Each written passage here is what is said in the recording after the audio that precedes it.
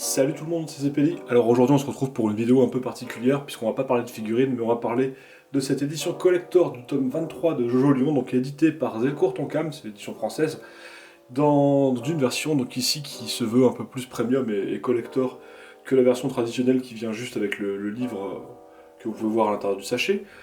Alors c'est une édition qui est sortie en même temps que la version régulière, c'est-à-dire ce mercredi 12 janvier 2022.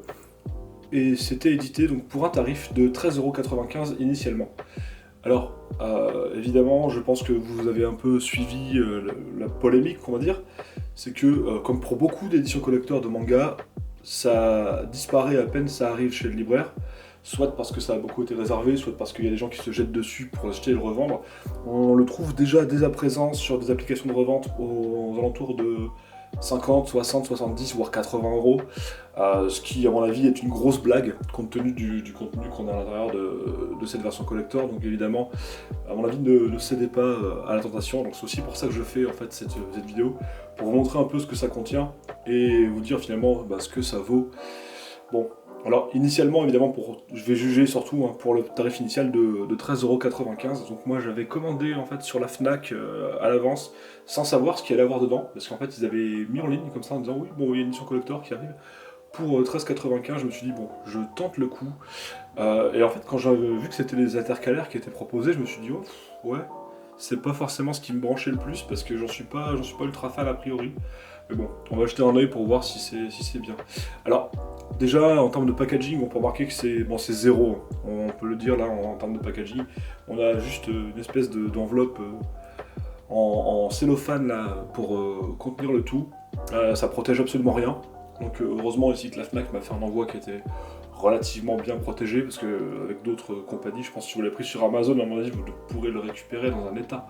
Mais waouh, qui doit être un peu... voilà.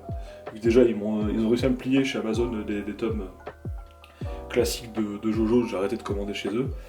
Mais alors là, ça peut être risqué. Alors, on remarquera donc que c'est comme ça se présente sous vide. Hop, on a juste le tome ici, et les intercalaires derrière qui sont tous mis, eux, dans un sachet. On a juste un code barre pour la ref, voilà. Et on voit ici que c'est celui de Phantom Blood qui est derrière. Donc, je vais ouvrir tout ça et on va regarder un peu en détail ce que contient ce petit paquet. Tout d'abord, il convient de préciser qu'il s'agit d'une édition collector qui en fait n'en est pas une, puisque le tome 23 en lui-même, qui est proposé ici, est exactement le même que la version régulière. On n'a aucune différence, donc si vous avez acheté la version normale, en fait il n'y a aucune différence ici sur la couverture. Vous avez cette couverture là inspirée de Magritte qui est quand même superbe évidemment, mais c'est la même chose, voilà, c'est une édition tout à fait régulière, donc il n'y a pas de réel intérêt à l'acheter si vous voulez une couverture variante. Donc la seule différence, c'est évidemment qu'on nous fournit ceci. On nous fournit les fameux intercalaires qu'on va essayer de regarder en détail pour voir s'ils sont vraiment jolis et s'ils valent l'investissement. Bon, déjà de 13,95€, mais ça va être difficile de trouver à ce tarif-là. Ou celui de, je sais pas, mettre un prix indécent là-dedans si vous voulez vous faire arnaquer, mais bon, on va regarder ça ensemble. Alors le bonus collector inclus, qui justifie ce prix de 13,95€ au total, est en fait une série de 8 intercalaires, donc qui correspondent évidemment aux 8 parties de la série. Donc on va regarder ça un peu en détail, mais alors vous voyez bien que ça se présente de la manière suivante. On a un intercalaire assez grand finalement, et qui comporte ici une partie pliante, voilà, qu'on peut déjà préfaite pour qu'on puisse mettre ça dans votre bibliothèque et puis le bloquer avec un livre. Alors l'illustration ici pour la 8, elle est assez jolie, voilà, mais on va les regarder toutes en détail dans l'ordre décroissant puisque ça se présente comme ça. Donc la 8 ici, on a une illustration qui est assez jolie, où on a des personnages assez importants. Donc on a évidemment Yasuo, on a ici Josuke et puis son stand Soft and Wet. Donc voilà, c'est assez bien fait. On a ici les crédits qui sont précisés. Voilà, derrière, on a la même illustration en fait qui est proposée ici. Et c'est assez lisible, bon là c'est plein, voilà, et là le logo, donc ouais, il y a un travail dessus. Bon évidemment, on remarquera dessus que c'est écrit là ici, ne peut être vendu, c'est écrit sur tous.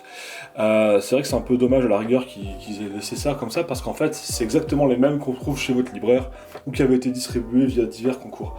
On a ensuite celui de la partie 7, donc ici une illustration qui est bien jolie, donc évidemment, alors ce sont toujours en fait des illustrations qui sont issues des couvertures de tomes, mais voilà, c'est bien foutu quand même.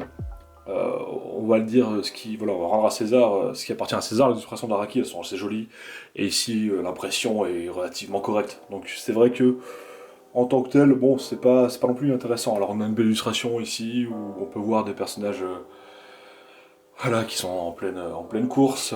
Ici Jairo Zeppeli sur Valkyrie, on a ici pareil Johnny Joestar qui fait la course contre lui, on a Poco Loco derrière et puis on a Diego Brando. C'est assez bien fait. Même illustration derrière, un zoom ici sur le détail de Jairo. Et puis les mêmes crédits habituels, le logo, voilà. Donc c'est pas mal. Alors celle-ci, je pense, c'est une de mes préférées. Donc ici, il y en a une illustration de la partie 6 avec Jolene, qu'on peut voir ici avec des petits escargots sur elle. Donc regardez bien, hop. Voilà, donc parce que c'est une illustration qui fait référence évidemment à Weather Report, avec les petits escargots qui sont ici. Les détails sont incroyables, hein, sur cette illustration, elle est vraiment très très jolie. Donc on a le même détail derrière. Et le logo de Stone Ocean qui est sympa, j'aime bien le logo de Court en Cam là-dessus. Pour la 5, hop, ici un journaux, donc qui est assez. Voilà, c'est très joli, hein, c'est toujours très joli. Avec les crédits habituels. Derrière, c'est la même chose. Voilà. Et le logo de Golden Wind, qui est pas mal non plus. Hein, donc voilà. Même topo ici. Alors là, on a une illustration en fait de Josuke au début de la partie. Alors j'aime bien ce Josuke là, un peu plus agressif, un peu plus. On dirait presque un Jotaro avec la coupe de cheveux de Josuke, mais je sais pas, j'aime bien cette illustration. Il a vraiment un air agressif. Et puis tous les détails qu'il y a sur sa veste ici sont. Voilà, c'est une belle illustration. J'avoue que ça illustre quand même bien la partie. Hop. Donc ici, même chose. Et le logo Diamond is Unbreakable, bon, celui-là je l'aime pas par contre. Mais bon, ça c'est une question de goût, hein. Je trouve qu'il est pas forcément incroyable. Hop, une belle illustration de Jotaro avec Star Platinum ici. Et hop, c'est la même chose. Le logo de Stardust Crusaders, alors lui il est pas mal par contre. Lui il est vraiment plus fidèle à ce qu'on avait en fait sur le logo japonais. Et ça me fait penser finalement ouais, à l'édition qui était précédemment éditée chez Gelu. Donc voilà. Un petit souvenir nostalgique. Là on a peut-être mon jeu préféré dans une de ses poses les plus emblématiques, alors très détaillé ici, hein, donc un Joseph Joestar qui est magnifique. La couleur assez bien choisie au final. Et voilà, toujours la même chose, le logo de Battle Tendency qui est presque un peu western. Bon. Et le dernier, c'est évidemment Phantom Blood. Phantom Blood ici. Une partie forcément emblématique puisque c'est la première, et une pose ici qui est une belle Jojo pose. Évidemment, je pense que là on peut pas dire le contraire. Bon, on aurait peut-être préféré une illustration avec Dio et Jonathan, mais bon, je sais pas, ça ne me choque pas non plus. En tout cas, voilà, le choix des illustrations est quand même bon dans l'ensemble, et le choix du noir ici est logique compte tenu du contenu très gothique de cette première partie. On a évidemment un détail ici, et voilà, c'est toujours présenté de la même manière. Bon, alors, si on fait le bilan un peu de tout ça, est-ce que ça vaut le coup d'acheter cette édition collector? Bah, au tarif initial, j'aurais dit que plutôt, si vous avez besoin de tous les intercalaires pour ranger votre partie. Maintenant, vu la cote que ça prend, je vous dirais pas d'investir très cher là-dedans, puisque honnêtement, si vous voulez en faire vous-même, c'est faisable. Hein. La charte graphique ici, elle est certes sympathique, mais c'est impossible de penser que c'est impossible à reproduire. Voilà, là c'est pas compliqué à faire chez vous, de faire un intercalaire si vous avez décidé de le faire, voire je sais pas si peut-être qu'ils vont nous en rééditer un jour, hein. Mais voilà, ça serait dommage en fait, je dirais, de mettre une somme folle là-dedans, d'autant qu'il s'agit juste de petits cartons glacés, voilà, donc ils sont pas non plus d'une solidité à toute épreuve, hein. C'est assez fin. Comme vous pouvez voir ici, c'est assez fin, faut faire attention à pas le plier. Puis évidemment, voilà. Sinon l'intérêt collector pour moi n'est pas réellement là. Il ne s'agit pas d'un produit haut de gamme qui serait incroyablement intéressant et qui ferait briller votre collection, je ne pense pas. Par contre, évidemment, je pense que c'est bien plus agréable pour s'y retrouver, d'avoir des intercalaires entre les différentes parties. Comme ça peut faire une bibliothèque sympathique. Je dis pas le contraire. Là, je pense que, évidemment, d'un point de vue purement utilitaire, c'est pas mal.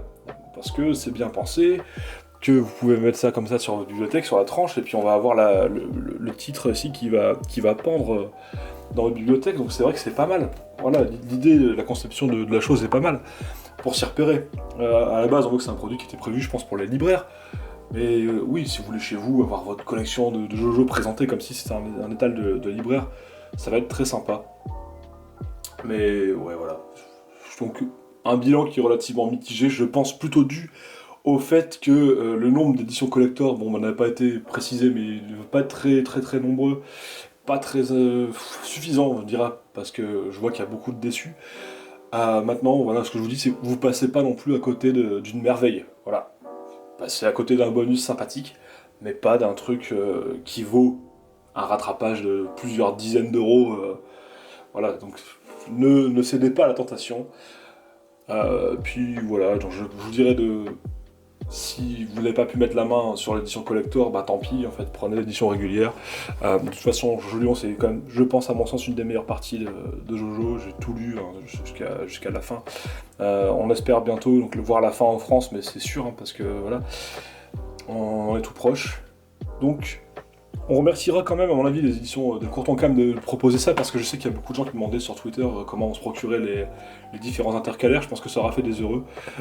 Mais voilà, je dirais que bon, ben, on va se plaindre surtout les gens qui viennent gâcher la fête et scalper pour revendre sur des applications de revente. Là, c'est vraiment, je pense que c'est vraiment une des plaies des collectionneurs en ce moment, et notamment des collectionneurs de manga. Donc je pense à nos chers amis collectionneurs de One Piece qui font avec ça depuis quelques mois aussi.